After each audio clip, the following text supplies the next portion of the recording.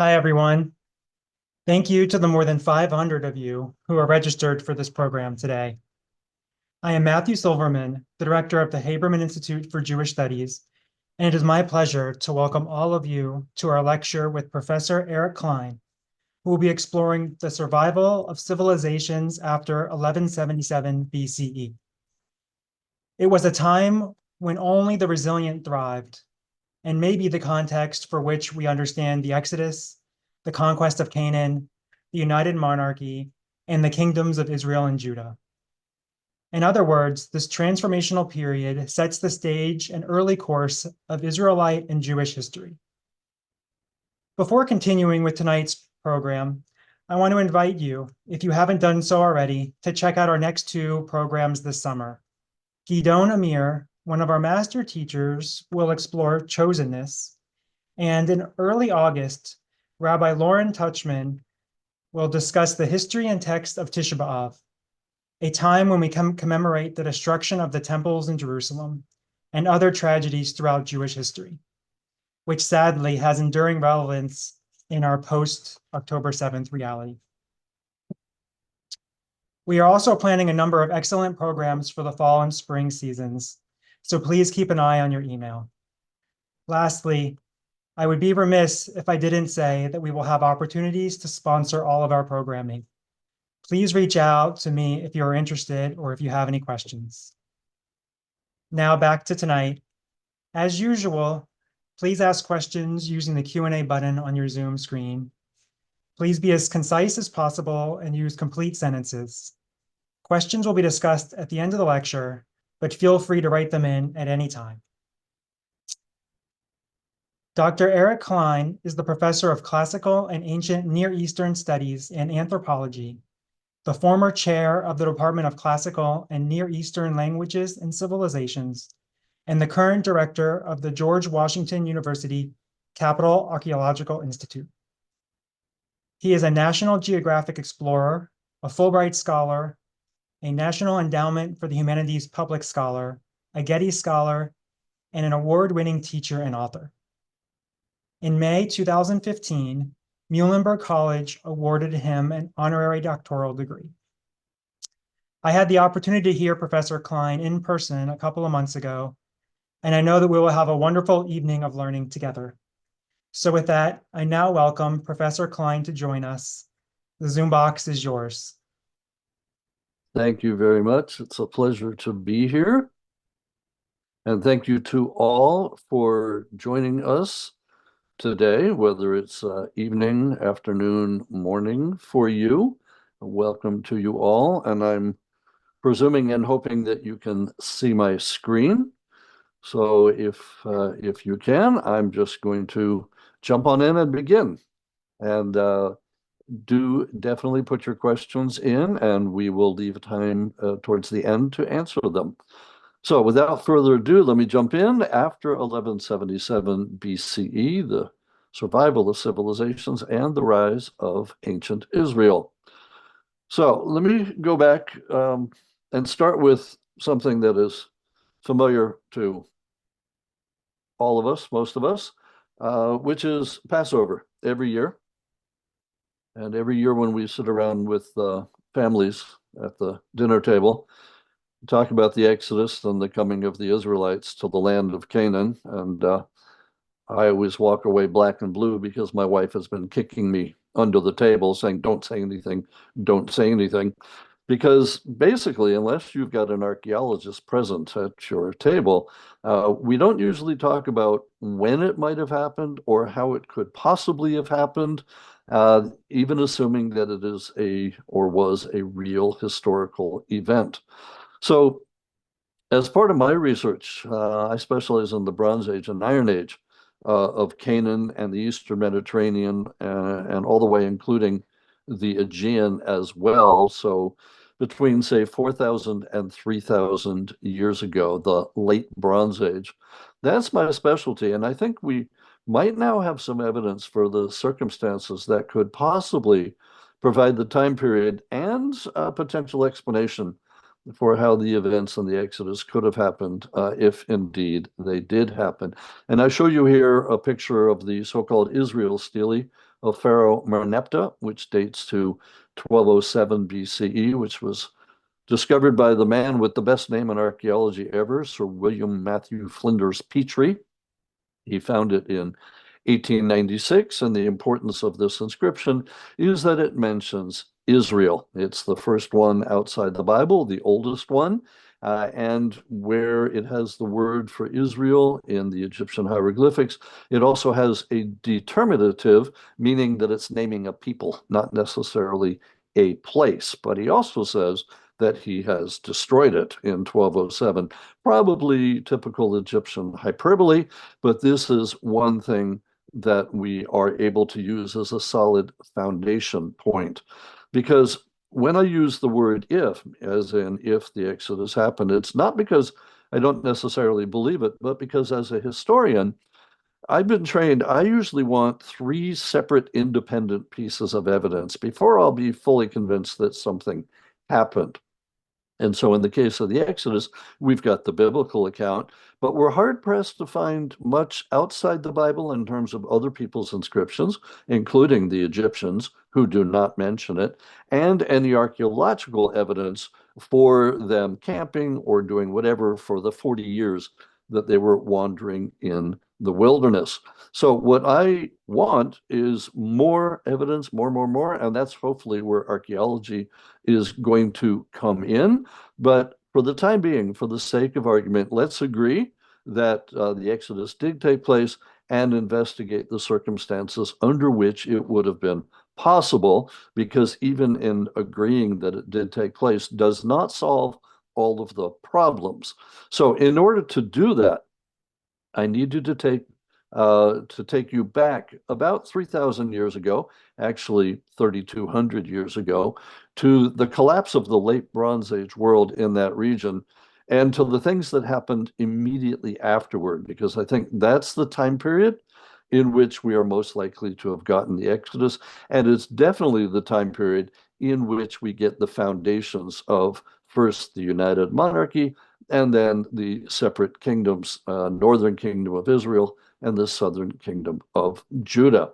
So if you bear with me, what I'm going to do actually for the majority of this lecture is to set the context and tell you what happened back then, before then returning towards the end to what I think is a possible explanation. So we'll come full circle, but I will beg your patience and indulgence as I set the stage, as it were. And we will begin in part with this map, and then you will see if you agree with me or disagree, which is fine. I'm happy to hash it out with you, and we can discuss everything in the question and answer period afterward. So without further ado, let me launch right on into my absolutely favorite period in ancient history. Some of you who have heard me lecture before know that I have frequently said that if I could be reincarnated backwards, that this is the period in which I would like to live. I probably wouldn't survive more than about 48 hours, but it would be a fun 48 hours before I keeled over. And one of the reasons why I say that it would be fun and interesting is because of the powers that you see on this map. They are what I refer to as the G8 of the late Bronze Age world. They are the ones that are active between 1700 and 1200 BCE. Going from left to right, we've got the Mycenaeans in orange. On mainland Greece, think Agamemnon, think the Trojan War. That's who we're talking about. Then we've got the Minoans on Crete, think King Minos and Knossos. We've also got the Hittite Empire in green, in what was then ancient Anatolia. Today, it's modern Turkey.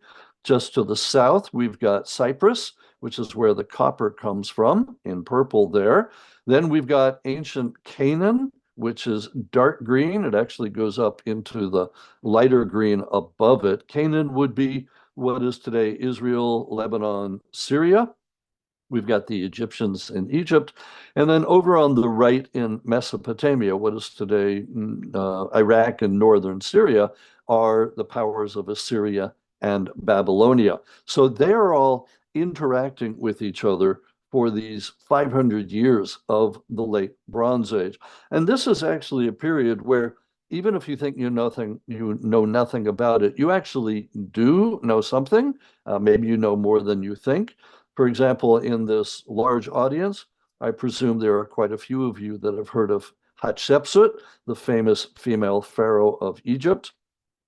You may even know of her stepson, Tutmosis III. He's also her nephew, because he fights the battle at Megiddo, biblical Armageddon, back in 1479 BC, against an array of Canaanite princes. And in fact, my background is a picture that I took at Megiddo while I was digging there. I was a member of the team for 20 years from 1994 to 2014.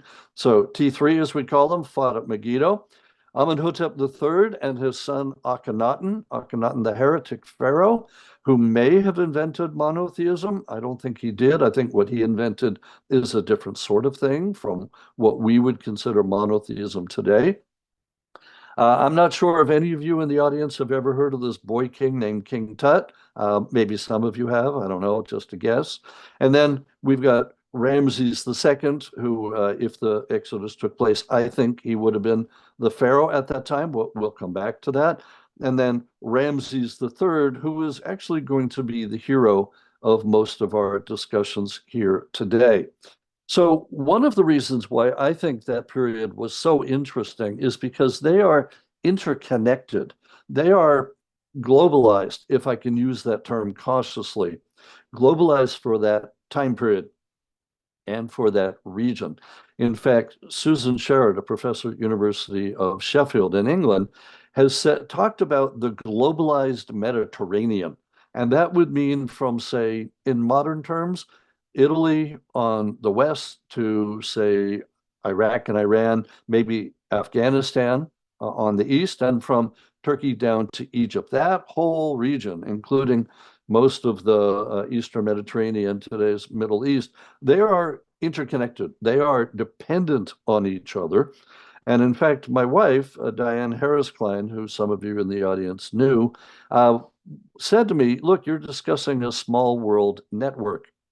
And what this means is when you've got a group, a network, and everyone is so interconnected that either everyone's directly in contact with everybody else, or they are only one or two hops away from anybody else. If you're familiar with the game that people play with Kevin Bacon and all the movies that he's been in, right? I think it's called 6 Degrees of Kevin Bacon. We've got the same thing here. So if you look at this diagram, which my wife drew for me, you can see that the Mycenaeans, who are over here on the left, they are not in direct communication with the Assyrians. That's quite a ways to go. But they are in contact with the Hittites. Well, we're going backwards here. It's got a mind of its own. There we go. Mycenaeans are in direct contact with the Hittites, and the Hittites are in direct contact with the Assyrians. So you can get from Mycenaeans to Assyrians in just 2 hops, right? Okay, follow me with that. Now, if you have a system where nobody is more than 3 hops from anybody else, which is the situation here, then you've got what's called a small world network in social network analysis terms. So why do we care? Why is that even important? Because it isn't that frequently in human history that we've had such a situation. Them back then, yes, obviously, I'm demonstrating it here, and us today are 2 of the few times when we've really had this, which is why I think that learning about what happened to them back then and taking lessons away from what befell them may actually be more important and more relevant to us today than one might normally think. And I will try and demonstrate that tonight. But as an example of the trade that was going on, I give you just one example, the Uluburun shipwreck, which was found in 1982 off the coast of what is now Turkey. It's right down here on the lower map where my cursor is hopefully showing around a red X. That ship went down in about 1300 BCE, so about 100 years before what we're going to concentrate on. And on that ship, and you can see top right, a black and white picture of the shipwreck on the seabed floor, 140 feet beneath the surface, there are objects from 7 different societies. Like all but one of our G8 are represented on the shipwreck with goods on board. And so this is a microcosm of the trade that was going on at that time. We've also got other evidence. On the lower right, we have a facsimile of one of the clay tablets from that time period, the Amarna letters in this case, which talk about royal gift giving and marriages between various kings. We've got Egyptian wall paintings showing Mycenaeans and Minoans coming from the Aegean. We've got goods that they are trading. And in fact, on this National Geographic map that you see across the bottom, they have actually put the items that were found on the shipwreck onto the map in terms of where they come from. So we've got copper, we've got tin, we've got raw glass, but we also have finished objects as well, a gold cup, a couple of swords, and so on. So this particular ship, which went down, as I say, about 1300 BCE, is for me a microcosm of the good times, of the globalized nature when they were all interacting with each other and, in fact, leaning on each other.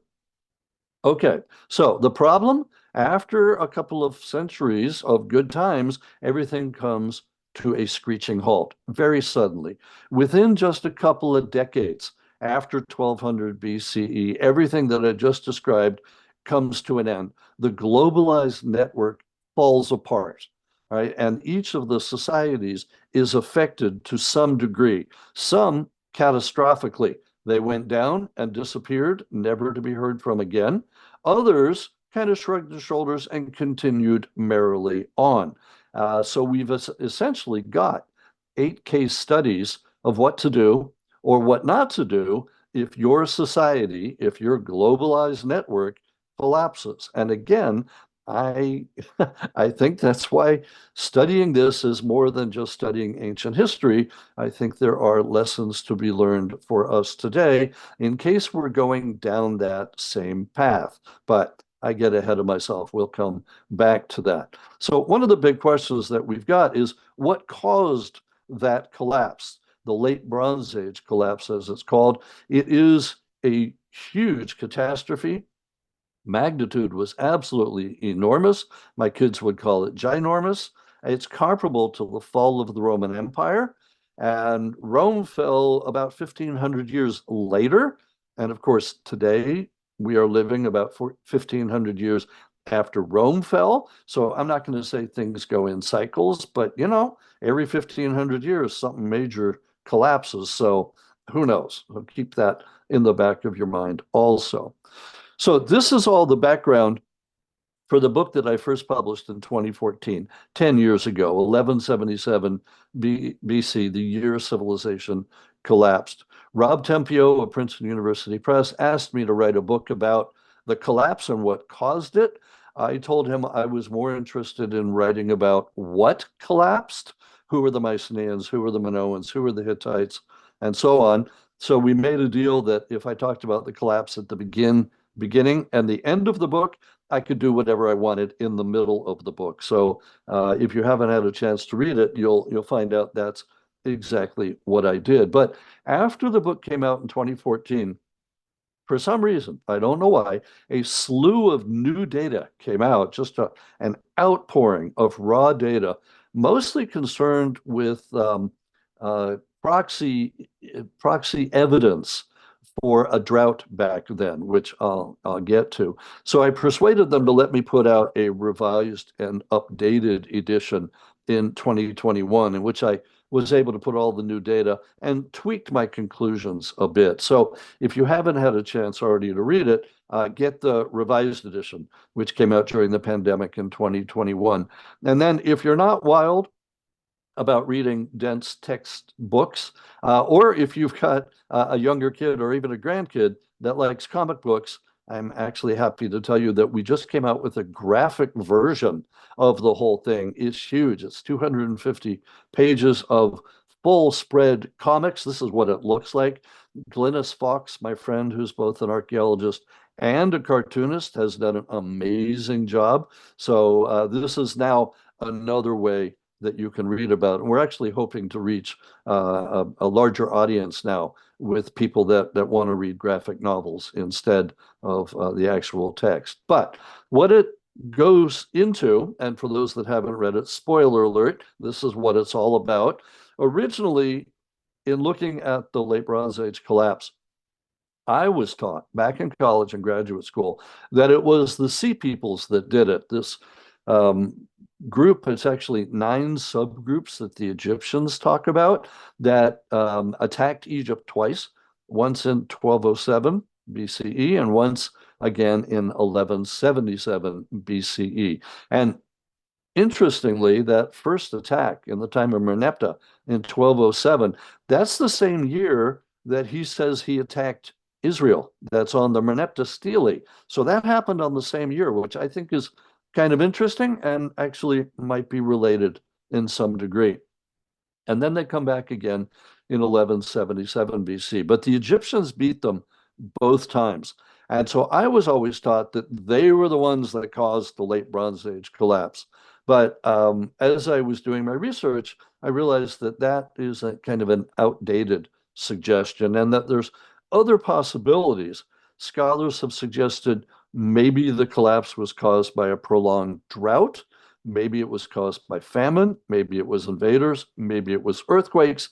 And I took a look at all of these in the final chapters of this book, and I decided, yes, it was all of the above. I didn't want to have to choose between them, and I don't think I needed to, because what I say, what I said, what I tell myself now is that if you have a drought, a lot of people are going to die in your society, but your society is not usually going to go kaput. Same thing with famine. Same thing with invaders, same thing with earthquakes. A lot of people are going to die, but the society itself is usually fairly resilient. But what if you have one or two of these at the same time, or even a third one, or they're in close proximity in time, so that you can't recover from the one before the next one hits, or you're suffering from drought and therefore famine, and suddenly you get knocked for a loop by an earthquake. At some point, you're just going to throw up your hands and say, Dayenu, right? Enough, right? And I think that's what happened. And so in the book, I said it was a perfect storm. And all the data that has come out since 2014 has corroborated my suggestion, which I'm very pleased about. So I'm sticking with it for the time being. I definitely think it was all of the above. So let me spend just a few moments just giving you one example for each of those, and then we will move on to what happened after the collapse, and then eventually to the rise of Israel. So, for example, I mentioned drought. There is now evidence that there was a prolonged drought, a mega drought, if you will. And by mega, I mean mega, like it lasted at least 150 years and perhaps as much as 300 years in everywhere that you see on this map. Every one of the red dots on this map, which was published by David Kanievsky back in 2019, every one of the red dots is another indication that there was drought in that region. And it takes all kinds of forms. There's ancient pollen that is coming from coring. There are lake sediments. There are caves. There are stalagmites that stop growing because there's not enough water, and so on. And it goes all the way from Italy on one side to Iran on the other, and from Turkey down to Egypt. This entire area was stricken by a drought that lasted at least a century and a half, and Kanievsky thinks more like 300 years in most of this area. So pretty conclusive that there is a drought back then. And with the drought comes famine, not surprisingly. Very hard to find famine archaeologically, but if it's inscribed in a text, then we can believe it. And indeed, there's Pharaoh Merneptah again, the same guy that I've mentioned several times. We have a letter, and you're actually seeing the letter here, that he wrote to the king of Ugarit. Ugarit was a port city on the north coast of what is today Syria. And Merneptah is writing to the king there, and he says, "You had written to me," so he's responding to a letter, and then he quotes the original letter. "You said, In the land of Ugarit, there's a severe hunger. May my Lord save the land of Ugarit. May the king give grain to save my life. So pretty obvious that there is famine, right? The king of Ugarit has told the Pharaoh of Egypt that there's a famine and he wants him to send food. And in fact, as the letter keeps going, Merneptah says, so I'm sending you herewith 7,000 dried fish and a bunch of textiles and beads. I don't know what use the textiles and beads would be, but dried fish, okay, that'll go a long way towards helping with the famine. We also know that the Hittites up in Anatolia are suffering. We get letters that they sent to the Egyptian pharaoh also. Do you not know there was a famine in the midst of my lands? One of the kings asked. Another one says, here with me, plenty has become famine.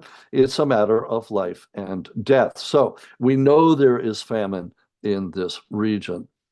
Similarly, we know there are invaders. I've mentioned the Sea Peoples. Here you go. There are the 2 years, 1207 and 1177. And the Egyptians tell us where they came from. Well, not actually where they came from, that's a guess, but the route that they took from Kate, Kode, Carchemish, Arzawa, those are all in Turkey and moving into Syria. So they're sweeping across from east to west, and then they come down to Egypt. And he actually tells us their names, the Peleset, the Tejeker, the Shekelesh, the Denyan, and the Weshesh.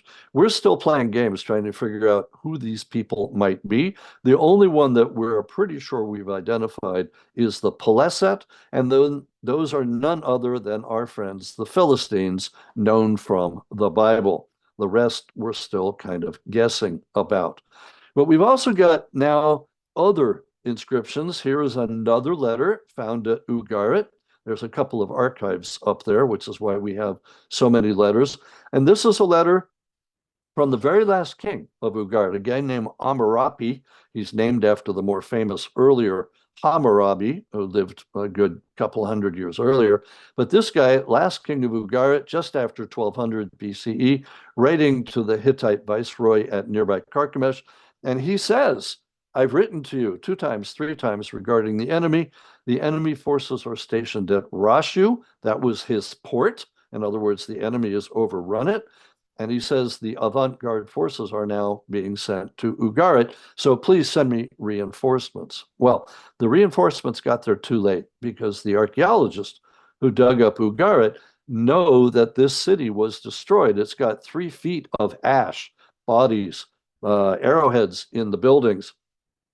Ugarit was burnt to the ground, and everybody was either killed or escaped or put into slavery, such that the city is not inhabited for another 600 years afterwards. So it's destroyed as part of the collapse just after 1200 BC.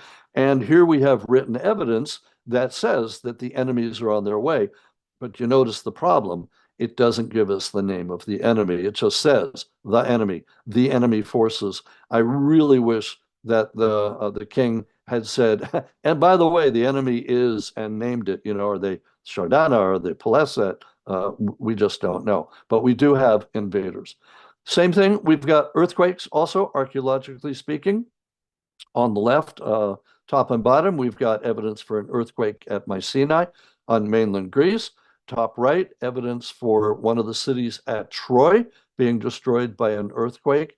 And then bottom right, even Ugarit itself, the city that I've been mentioning, it is also hit by an earthquake during the late Bronze Age. And you can see how the walls are tilting and they're going from side to side. That's the sign of an earthquake if you find it archaeologically speaking. We also know that there is disease at that time. Here is one of the pharaohs living a little bit later, 1140 BCE, while the collapse was still ongoing. And if you look closely at his mummy, you can see, especially along his jawline, he had smallpox. And several of his members of his family did as well. And even though we don't know if he died from smallpox, it's pretty certain that he was, because one of the papyri says that they had to dig new tombs for the family in the Valley of the Kings near King Tut, and that afterward they let all the workers have a paid leave, month-long leave, and that they closed the Valley of the Kings for 6 months. So it's probably quarantine. So you've got disease there as well. What we're looking at overall with the collapse of the late Bronze Age is what we call a systems collapse, and it's exactly what it sounds like. All of your systems collapse. Central administration goes away. The 1%, your traditional elite, they're either killed off or they migrate. The economy tanks, and you've got all kinds of settlement shifts and population decline. And that's what we're seeing in the decades after 1200 BCE. Systems collapse, though, can take up to 100 years. So the title of my book is not actually quite accurate. 1177 BCE is not the year civilization collapsed, but the 12th century BCE is the century that civilizations collapsed. The 1177, which is the second time the Sea Peoples invade, is a benchmark. Just like we tell our kids when they're in 5th grade or 10th grade about the Roman Empire, and we say that it collapsed or fell in 476 CE, knowing full well that it didn't, knowing that it took the 5th century to fall. And even then, you've got the Eastern Roman Empire continuing for another 1,000 years. Again, that's shorthand. So 1177 BC is shorthand for our systems collapse. And the period after it has usually been called the Dark Age, but I'm going to argue that that's actually now not a good term for it, because now we know more about what happened in the aftermath of the collapse. And I think we should just call it the Iron Age, because that's what happens. They changed from using bronze in the Bronze Age to using iron in the Iron Age. It's not to say the two metals completely go away. They're still using some bronze in the Iron Age, but iron takes over. And we can see, as I'll talk about in just a moment, that it really is invented and comes into being. Iron sees its innovation in the decades after 1200 BCE. So the world that I started out describing, my favorite period, the Bronze Age, changes. It goes away. And so rather than having entities like the Hittites up in Anatolia, we now, in the aftermath, get a much smaller series of city-states and kingdoms and polities. So you can see on this map of Anatolia and northern Syria that the Hittites are gone. They're taken over by one group called the Phrygians on one side, the Urartians on another, and then a lot of little city-states where survival does continue. Again, we'll come back to this. And are known as the Neo-Hittites, the new Hittites. It's my analogy would be, the British Empire is long gone, and yet there are still parts of the world that had been part of the British Empire, where even still today they play cricket and they drink tea, right? Same thing here. In what is now northern Syria, the area that the Hittites had conquered, even though the Hittites proper are now gone, the Neo-Hittites, the new Hittites, keep going with some of the Hittite traditions. And again, why is this important? Because the Hittites are mentioned in the Bible, right, in connection with Abraham and others, but the Bible is not talking about the actual Hittites in Anatolia, because they were long gone by that point. What the Bible's talking about are probably the Neo-Hittites in northern Canaan. So again, we'll come back to that. So in the sequel to my book, which is after 1177, The Survival of Civilizations, which just came out this past April, actually on the same day as the graphic version of the original marketing ploy. They had them drop on the same day. So this is brand new. It's only been out, 6 weeks. In the sequel, I'm asking what happened afterward? What happened in the aftermath of the collapse?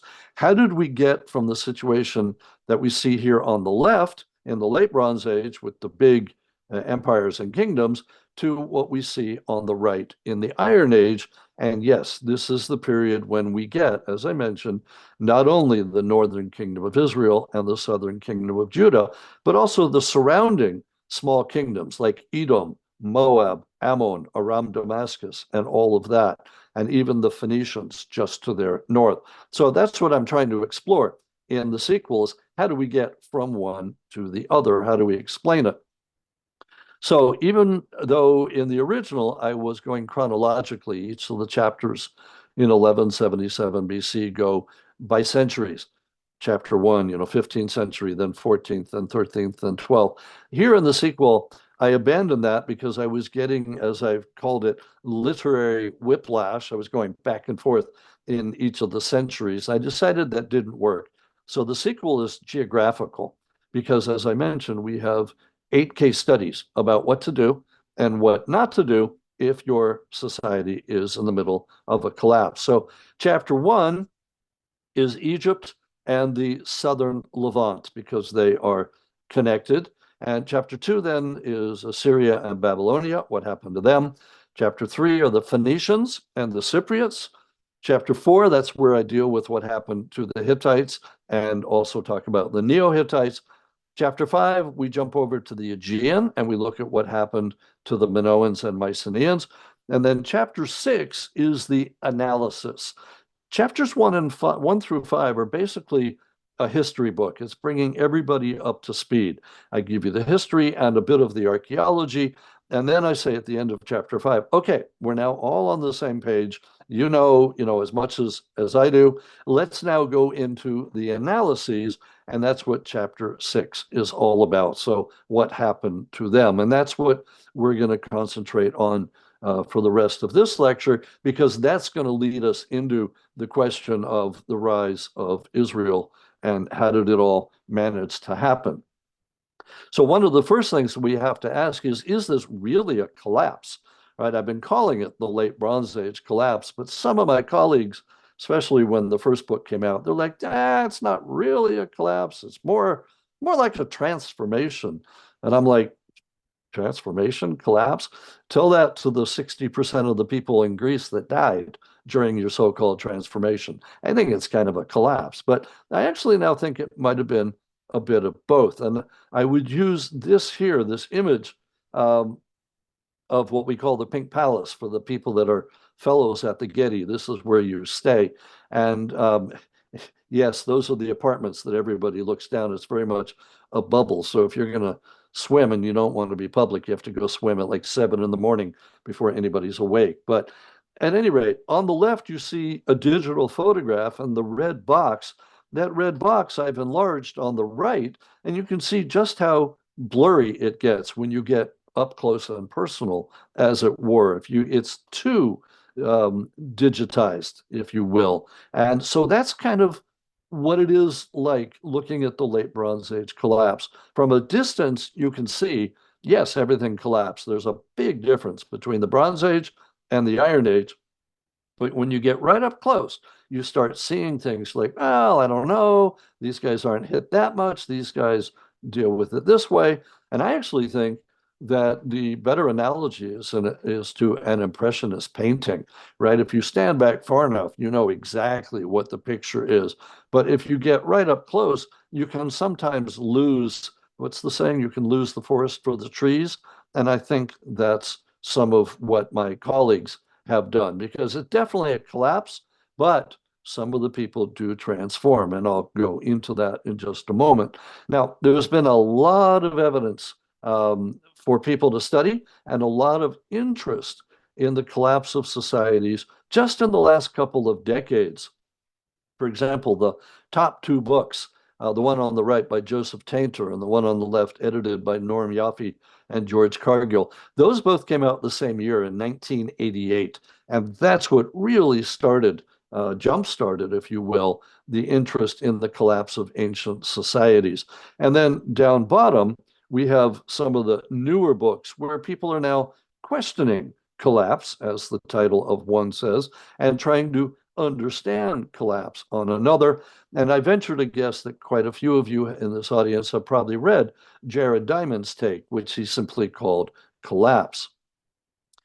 Now people are also getting even more interested in what happens after collapse. So now we're getting edited volumes coming out of conferences with titles like Beyond Collapse and After Collapse. So we really are not just interested in why things collapse, but we're also interested in what they do after they collapse and how do they come back if they do. And that's where resilience or resiliency comes around. Now, this is a huge buzzword these days. Everybody's talking about resilience and resiliency, and I give you just some of the books that have been published in the last decade or so. And usually people are talking about resilience in terms of coming back from a major catastrophe like Hurricane Katrina, something like that. But resilience and resiliency can also be applied to the late Bronze Age collapse and its aftermath, as you might not be surprised. So the problem is that everybody's got a different definition of resilience. Every time you look at one study or another, they've all got a slightly different version. So I kind of like the one that was created back in 2011 by the Department of the Homeland Security. They requested that the National Research Council create a definition that they could work with. And they said, well, resilience is the ability to continue to operate under stress, to adapt to adversity, and to recover functionality after a crisis. And I think you'll probably agree that that's a pretty good definition of resilience. Now, the other thing that was useful to me are these publications. This is put out, these are publications by the IPCC, the Intergovernmental Panel on Climate Change. It's from the United Nations. The IPCC actually won a Nobel Prize back in 2007, and they put out reports, especially on climate change and on resilience and disasters every couple of years. And so in particular, one of their publications that I found extremely useful was put out about a dozen years ago in 2012, and it's called Managing the Risks of Extreme Events and Disasters to Advance Climate Change Adaptation. This was the first publication where they discuss climate change and resilience, if you will, in the same breath.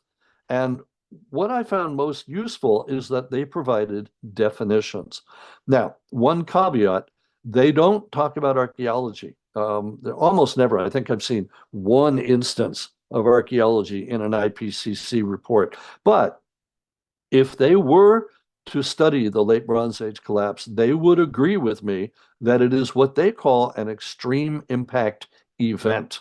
An extreme impact event is exactly what it sounds like, and it can be either one single thing happening or the persistence of conditions like those leading to drought. So the late Bronze Age collapse is definitely an extreme impact event, and that's why the capacity to recover from that is right up their alley, because they say that there are three big basic ways to respond to such an extreme impact event. You can just cope. That's the most minor thing. That's where you just focus on surviving until tomorrow. Or you can adapt, where you focus a couple weeks, a couple months, a couple years into the future. You figure out what happened and you adapt to things so that when something like that happens again, you're a little bit better prepared. Or you can go all the way and you can transform and you can say, look, that can't ever happen again. The next time something like this happens, say Hurricane Katrina and New Orleans flooding, they're like, we can't let that happen again. We have to transform. We have to do something different. And that's where everything changes. And what I found out is that, you remember our 8 case studies about what to do and what not to do? Those 8 each fit into one or another of these 3 categories. They each either coped or adapted or transformed, or they didn't. And if they didn't, then they disappeared. So in the book, just so we're all on the same page, in that last chapter, the analyses, I give everybody the definitions. I say, this is what we're going to be talking about. And then down bottom, I give my sources so people can go look them up themselves if they want to. And then I scored each of them, giving them points for if they did well or did not in the aftermath. So you see across the top, Hittites, Mycenaeans, Minoans, Assyrians, and then if they maintained their economy, if they maintained their administration, maintained trade, maintained writing, still remembered how to do large architecture. And you can see, for example, the Hittites do abysmally. They got 1 out of a possible, let's see, 1, 2, 3, 4, 5, 6, 7. Out of a possible 14, they got a 1. Mycenaeans and Minoans do a little bit better. Assyrians and Babylonians do even better. The Phoenicians and the Cypriots do the best. So what I did then is put each of the groups into a category. Top category is number 1. That's where you're more than just resilient. Maybe you're even anti-fragile, to take a term from Nassim Nicholas Taleb, who says that's when you flourish in an age of chaos. You take advantage of the circumstances. So Phoenicians are up there, Cypriots up there, and so on, all the way down to number 5, where we find our friends, the Hittites, who just vanished. And same thing with the southern Canaanites. And we're going to come back to that because we have to discuss the southern Canaanites. That is related to the rise of ancient Israel. But let me walk you through quickly first, in the time remaining, the other ones, and then we will wind up with those. So just, and again, very briefly, if you want to know more about it, you can go read the book. But category 1, the ones that are extremely resilient, perhaps even anti-fragile, you've got the Phoenicians and you've got the Cypriots. The Phoenicians are known for their alphabet, and you're looking here at a map with the trade routes that the Phoenicians are using. They're also known for their purple dye. So here is Nassim and his book called Anti-Fragile, very interesting book. And he is the one from whom I borrowed this term because I think the Phoenicians especially are flourishing in this period, in part because they are inventive. And I give you the example again of the alphabet. They did not invent the alphabet, but they standardized it. The alphabet had been around probably since about 1800 BCE. But in the years right around 1200 BCE, the Phoenicians standardize it and they take it over to Greece, where we get the Greek alphabet, and then they bring it over to Italy, and it becomes the Latin alphabet. And we are still using the Latin alphabet today to write English and French and Spanish and Italian and German, right? All the Romance languages. So they do that. They also do the standardization of purple dye, and they managed to flourish, mostly because there's Ugarit up top on this map on the right-hand side, the bottom picture. You remember I said that Ugarit was sacked and that everybody left or died so that it wasn't inhabited for 600 more years? Well, the Phoenicians step right on in. Phoenicians being what we would today call Lebanon. Phoenicians take over the Mediterranean and are sailing basically uncontested for a couple of centuries. We've got lots of inscriptions from Byblos and Tyre and Sidon and Beirut, such that we know the names of the kings that are ruling there. Of course, we know Hiram of Tyre from the Bible, but we've got lots of other kings now that we know are ruling in the various cities. By the way, they would not have called themselves Phoenicians. That's the later Greek name for them. That's what Herodotus, for example, called them. They would have said, well, Phoenician, what are you talking about? I'm from Tyre. I'm from Byblos. I'm from Sidon. They would have said they were from their local little city-state. So they are flourishing. Same thing with Cyprus. Cyprus is also flourishing, in part. Remember, I was talking about copper. The copper mostly came from Cyprus in the late Bronze Age, and they simply pivot in the Iron Age to smelting iron and creating iron objects. And they do this during the 12th century BCE. Iron is really not around much before then. It's really the Cypriots that seem to do this. And in part, I know this is a bad picture, but this is one of the earliest objects that they made. Iron knives and daggers. They're called bimetallic because there's two metals. The blade is made of iron, but the hilt has bronze rivets in there to hold on the wood or the ivory of the handle. And these bimetallic daggers, Cypriots made them, and then they shipped them both east and west. They sent them to Greece on the one side, and they sent them to the southern Levant on the other side. But they seem to have been very generous because along with the objects, they also sent the technology. And so very soon, everyone else was able to smelt iron. And of course, iron ore is in all of the lands. It's not as rare as tin, for example, or even copper. And so once you're into the Iron Age, if you know how to make it, you're off and running. But the Cypriots get credit for being inventive and innovative. That's why I put them up in my top category. If we go over to Mesopotamia, to the Tigris and Euphrates River, and Assyria and Babylonia, they're also pretty resilient, not quite as much as the Phoenicians and the Cypriots, but they keep writing. They actually keep most everything intact. They keep their king, they keep their economy, they keep the inscriptions, they keep the big buildings. They actually did pretty well. So I'm putting them in my category number 2. And you can see 2 instances here of inscriptions that they put up. And in the middle, the names of a number of their kings, some of which may be familiar to you already. But it's extremely valuable. Their inscriptions, of course, we only have the royal inscriptions, so we only have the king's point of view. You know, if you ask me in the Q&A, what was life like for the average person? I'm going to say, I don't know. We really don't know that much about it, except what we can find from archaeology. But we have these inscriptions from the king. The question is, can you believe them or not? So here, for example, is one inscription from Shalmaneser III in the middle of the 9th century BCE, showing him at the city of Tyre interacting with the Phoenicians.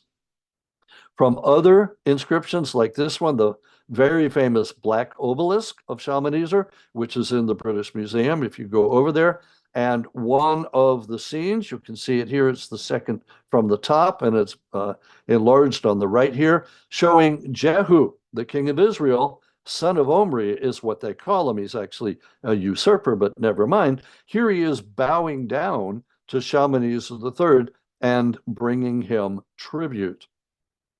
And then again, I don't know if we can take it at face value, but just give you one example. Shalmaneser fights a huge battle in what is today Syria. It's called the Battle of Karkar in 853 BCE, the middle of the 9th century. And he says that he killed 14,000 troops.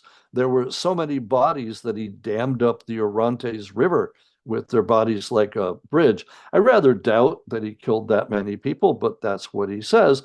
And this is important because in the same inscription, he says that Ahab, the king of Israel, was at the Battle of Karkar with a couple of thousand men and a couple of thousand chariots. So when I talk about wanting additional evidence, extra biblical evidence, things outside the Bible that can confirm it, this is the type of thing I'm talking about. So when we're in the first millennium BCE, we get quite a lot of this where we've got something mentioned in the Bible, something similar mentioned by a Neo-Assyrian, and then we've got archaeology. And if you take those 3, then I'm good. As an ancient historian and an archaeologist, I'm like, okay, all right, no question, we're good. It happened.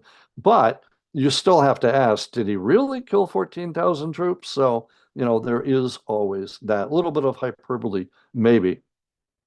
Category 3, and I'm going to get the Egyptologist all wound up at me for this. I put Egypt in my 3rd category. They coped, but they were not very resilient, right? Coping is the bottom of the possibilities if you're going to survive. They were able to cope, they were able to continue on, but they really didn't make the transition properly. They walked off the world stage. They're really not involved with anybody for a while because they've got internal problems. This is the so-called 3rd intermediate period of Egypt, in which it's a time of anarchy and disorder. I'll give you just one example. There was one point where there were 4 different people that each said they were the pharaoh, the king of Egypt, and they each ruled a different part of Egypt all at the same time. So I'm not so sure that that is a successful way to govern, but that was the way it was back then. That's not to say that everything was terrible. You see on the right, Husenes I, the so-called Silver Pharaoh. He's from the 21st dynasty. And he would be as famous as King Tut if his tomb had not been discovered in 1939, just before World War II broke out. And so he didn't get the coverage that he should have. But also at this time, we've got Pharaoh Sheshonq, who says in his own inscriptions, came up and campaigned in the land of Canaan, in Israel and Judah at that point, around about 925 BCE. So just after the death of Solomon, give or take. And he mentions capturing Megiddo, for example. He might be Pharaoh Shishak of the Bible. Not everyone is convinced of that, but you can see the names are fairly similar and the timing is about right. So even though Egypt is down in category 3, that doesn't mean they're down and out. It just means that they are kind of on the ropes for a while. On the other hand, if we go down to category 4, the Mycenaeans and Minoans over in the Aegean, they don't do very well, but they also don't disappear. Well, kind of, sort of. The Mycenaeans and Minoans, the societies, they do disappear. By the middle of the 11th century, say 1050 BCE, there's nobody that calls themselves a Mycenaean or a Minoan anymore, but there are survivors, right? At least 40% of the inhabitants managed to survive. And so I've broken it here down by centuries, 12th century, 11th, 10th, 9th. And you can see that round about the 10th century, they start rebuilding. They basically have to come back up from scratch. Some things have gotten through from the Bronze Age, like the names of the gods and goddesses. We know that the Mycenaeans were already worshiping Zeus and Hera and Athena and Poseidon, and that makes it through into the Iron Age, obviously, right? Other things, though, changed. They had called their king Wanax back in the Bronze Age, and a lesser, like a governor kind of guy, was known as a basileus. But when we get to the Iron Age, there's no more Wanax. He's gone. And instead, the basileus has been given a promotion, and he is now king. So we get some things coming through, but changing.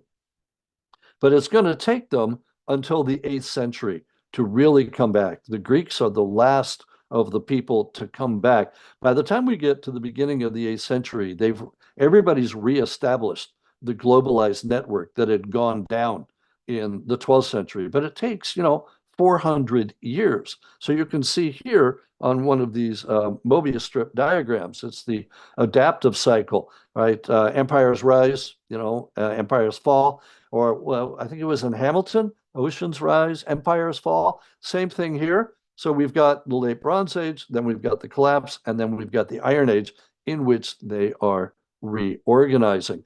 And indeed, we now have some evidence that they might have been doing better than we thought. Iron Age Knossos, for example, is larger than we had thought. But basically, I think the Minoans and Mycenaeans deserve to be back, to be down in category 4, because their societies go away.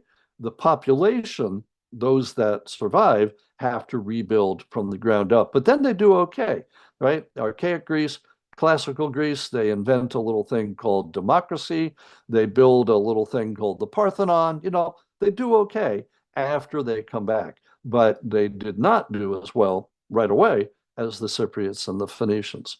And that brings us then to our last category, those that were not resilient and essentially vanished or were assimilated. And this is where we've got the Hittites and then the southern Canaanites.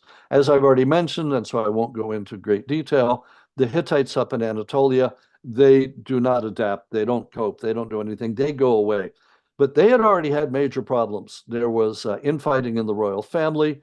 They had already abandoned their capital city for personal reasons. And so they were basically ripe to fall anyway.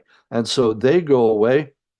And as I say, their place is taken with Phrygians and the Urartians. You see one of the Urartian cities on the right there. And so no more Hittites after the late Bronze Age until and unless you count the Neo-Hittites, again, that I've mentioned, in what is now North Syria. And these become the Neo-Hittites. As I've said, these are probably the people that the Bible knew as the Hittites when we get down to that period. We know a fair amount about them now. we know all their little city-states. We know the names of quite a few of their kings.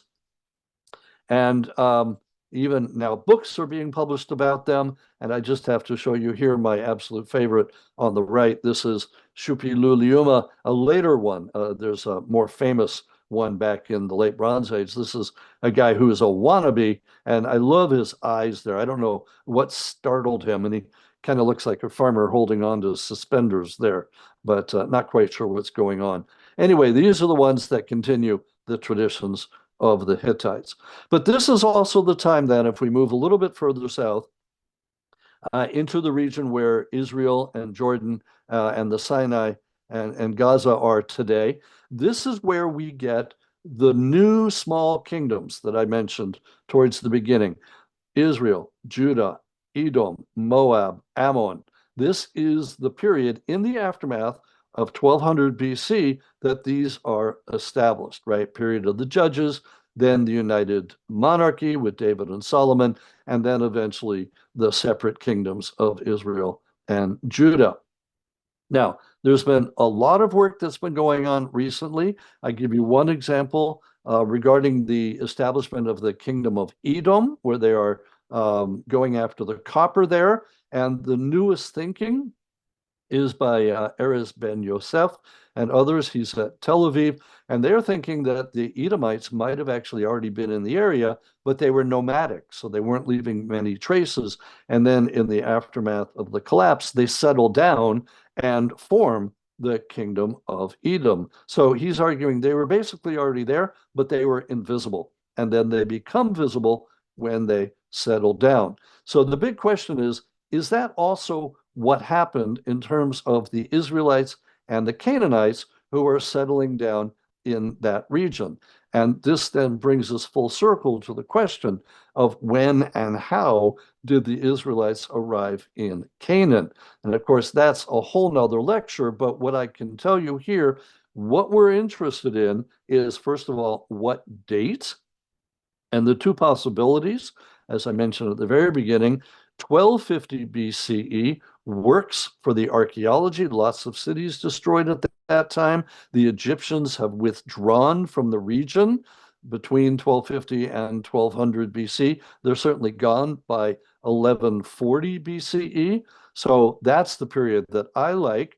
But if you follow biblical chronology and add up everything, and the Bible says that you've got Solomon building the temple, which we think is about 970 BCE, and they say that the Exodus took place 480 years before that. So that gets us back to 1450 BCE, which is the time of Tutmosis III, the guy who fought the battle at Megiddo back in 1479. I think it's much less likely that the Israelites left Egypt during that time period. But, you know, we can argue about that till the cows come home. But in terms of the conquest and how they arrived, again, lots of scholarly theories starting out all the way back with William F. Albright, the Dean of Biblical Archaeology, who's thought that the conquest had happened just as the Bible said. And then you've got a couple of German scholars that said, no, no, no, it took place a little bit differently, more like peaceful infiltration. In the 60s, Mendenhall and Gottwald, coming from a Marxist perspective, they're like, no, no, the peasants, they were already there. The Israelites were already in the region, but they were underclass. They were peasants, and they rose up in revolt. We call this the revolting peasants theory. Then more recently, Israel Finkelstein, who some of you know, probably the best known archaeologist working in Israel today, he had actually also said basically the Israelites were already there in the highlands. They were essentially one branch of the Canaanites. They take advantage of the Egyptian withdrawal and come down from the highlands during the collapse. And then I suggested that maybe actually the Israelites took advantage, whether they were already there or not. They took advantage of the destruction created by the sea peoples and the earthquake and the drought and the famine, and they took over a land that I don't think they would have been able to do on their own, because the Canaanites were pretty powerful. But if they're already reeling from the destructions, that's perfect. The Israelites basically waltz into a power vacuum and take over. But so here's our questions then, and I'm hoping we can discuss them in the Q&A. Question number one, were the Israelites already in the region and therefore able to be resilient? And I should put them in my chart and put them in one of the categories 1 through 5.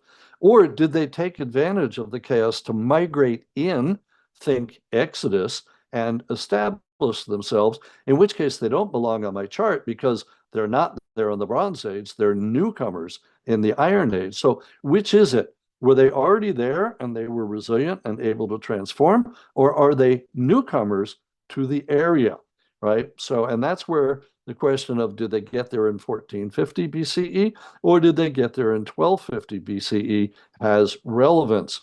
And then what about the people that were already there? What about the Canaanites who were at Megiddo, Hatzor, Lachish, Jerusalem? Are they able to be resilient and transform, or are they killed off or assimilated? I mean, we have two different versions in the Hebrew Bible. We've got the book of Judges and we've got the book of Joshua. One says there's a genocide.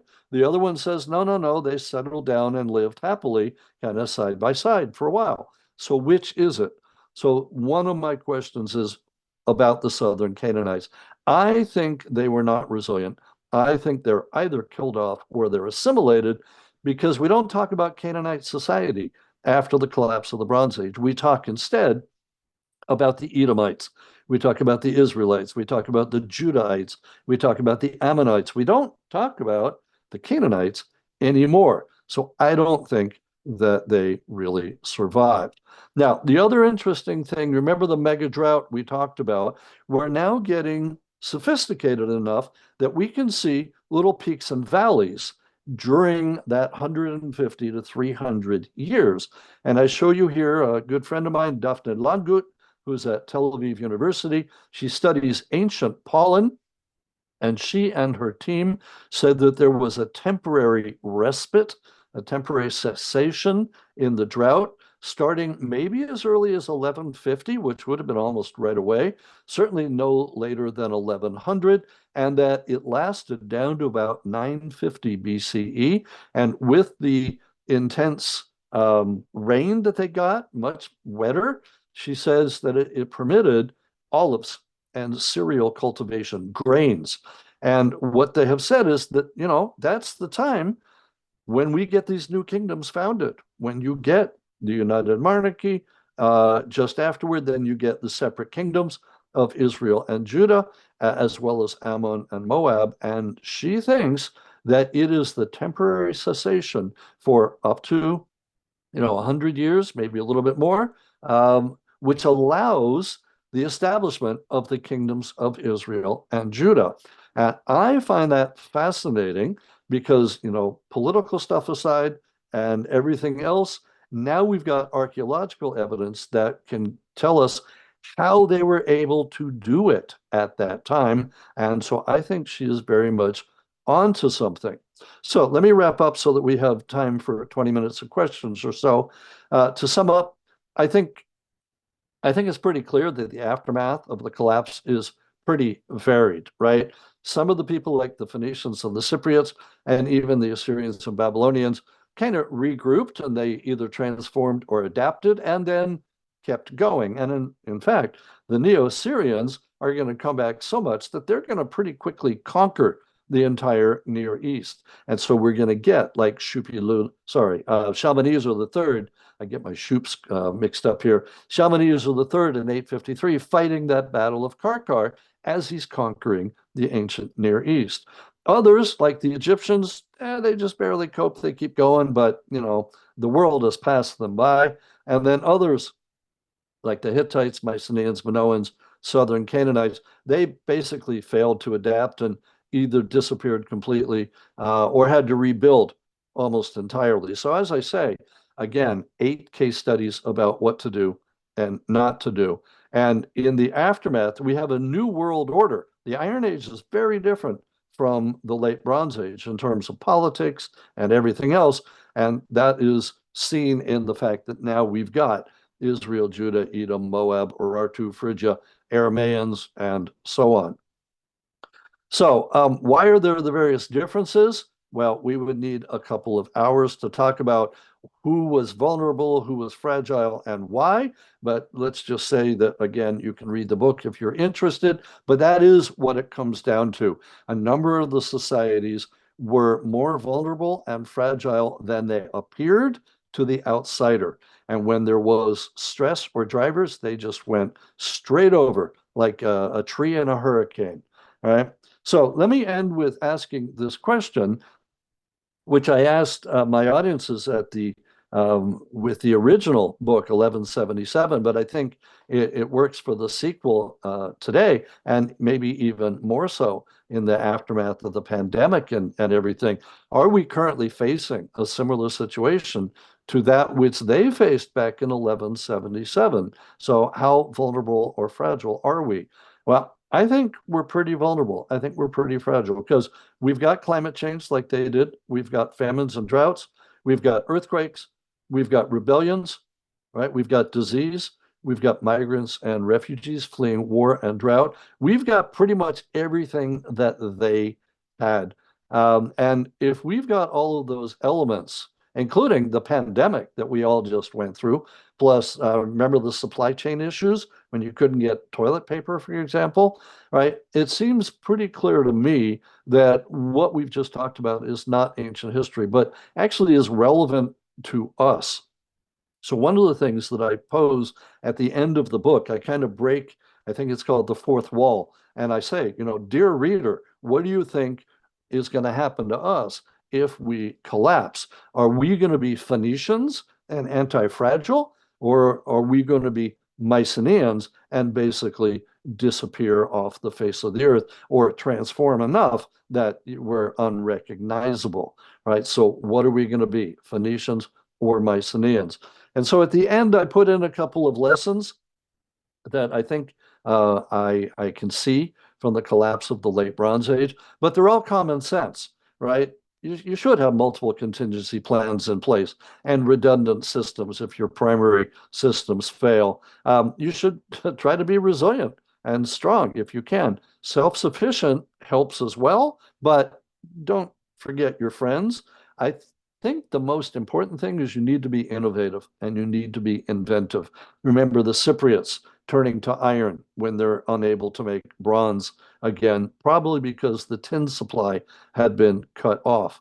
And then prepare for extreme weather. If it comes, you'll be prepared. If it doesn't come, it won't matter, right? But especially dependable water resources. The Assyrians and Babylonians were able to survive in part because they were on the Tigris and Euphrates.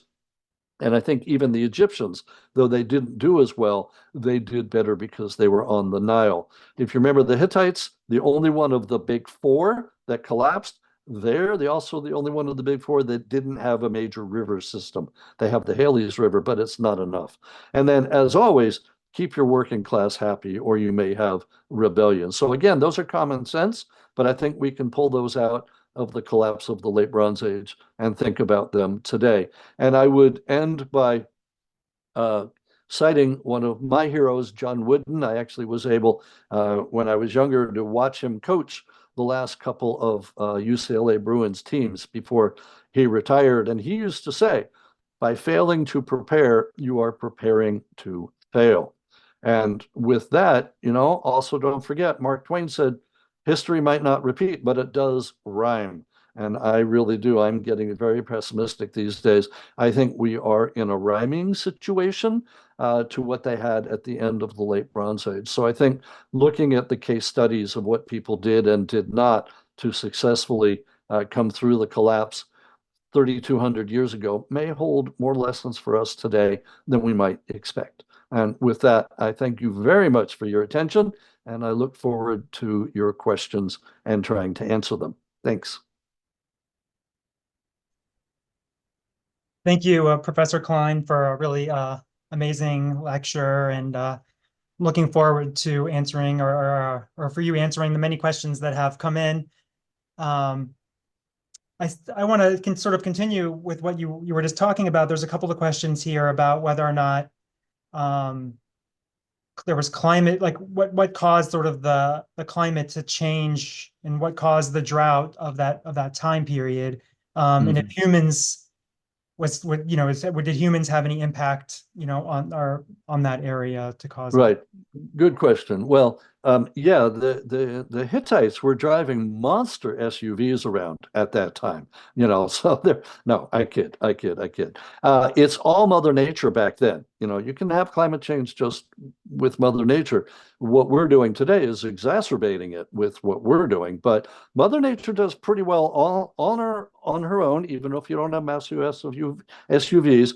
But the big question, and this is what I tried to answer in the revised edition because I didn't do it in the original one, was okay, fine. We've got all the evidence for climate change and droughts and everything, but what caused it? What actually caused it? And the answer is, well, we don't actually know, but we can see that there are cycles round about every 1500 years, right? I've mentioned 1500 before. There is rapid climate change, RCCs. They've happened 6 times in the Holocene, right? The period that we're in now. And each of those rapid climate changes are connected with something kind of major in human history, like the Neolithic Revolution, when people domesticated plants and animals, like 8,000, 10,000 years ago. There is one of these RCCs right at about this time at the collapse. And it has to do with a solar minimum, solar maximums. The output from the sun waxes and wanes, and that happens on a cycle as well. So I think that's what happens is that we've got one of these rapid climate changes that happens about every 1500 years. And yeah, it had nothing to do. The Hittites did not cause it. The Egyptians didn't cause it. But I also think that they didn't know what was happening, right? And if you don't know what's happening, what do? Pray to the storm god for rain or something? So that is what is causing it. And again, that may have had something to do with the fall of the Roman Empire because that is 1500 years later, and so on. So I think that's what it is. That's what it's coming down to. So interesting question, though. It could also have been triggered by volcanoes. People usually point to the Santorini uh, eruption, but that's 400 years too early. So think that away. There is a volcano up in Iceland, the Hekla 3 volcano, but that blows up a little bit later. So I don't even think it's volcanic, but it is Mother Nature, but it was pretty disastrous. Yes, yes, thank you. You mentioned several different extra biblical sources for characters, biblical characters and stories. There's a couple of questions here, and one person asked, is there evidence for Solomon? And I'll extend that, like, what is the earliest extra biblical evidence we have for a biblical character or story? Good question. Okay, so I mentioned Merneptah Stele, where he mentions Israel as a people in 1207. That would be the earliest mention of Israel. The earliest mentions of people that we can corroborate. Um, Unfortunately, it really doesn't work for the second millennium. We have no corroboration for Abraham, for example, for any of the patriarchs. We've got no corroboration that Moses ever existed. But David, we do have now. Solomon, we don't. We don't have any evidence outside the Bible for Solomon, but we do for David at the site of Tel Dan, which is way up north in Israel, absolutely gorgeous in the nature preserve up there. 1993, 1994, Avraham Biran, a very well-respected archaeologist, found an inscription. It's called the Tel Dan inscription, and in it, it mentions Beit David, right, the house of David. It also mentions a king of Israel and a king of Judah. In fact, the scenario, which is probably being discussed by Hazael, a king up in Damascus, actually mirrors the description of Jehu in the Bible. It's the same thing where it's actually almost the same two kings that are killed. So we're trying to figure out, and I talk about it in the sequel, is how do we have this inscription and a description in the Bible that is obviously talking about the same thing, but two different people do it. In the inscription, Hazael says he does it.